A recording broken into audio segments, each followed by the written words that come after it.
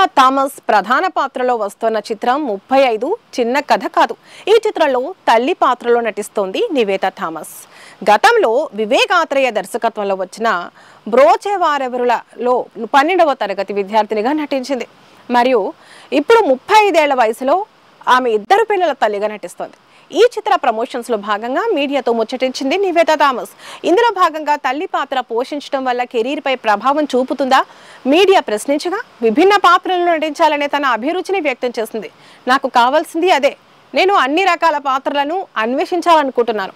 నా నెక్స్ట్ సినిమాలో మధ్య వయస్కురాలి పాత్ర లాంటిది ఏదైనా ఎంచుకోవచ్చు అని తెలిపింది.